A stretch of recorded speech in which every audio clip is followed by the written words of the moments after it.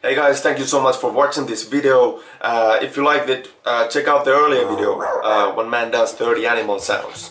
Actually, it's the same guy. It's me.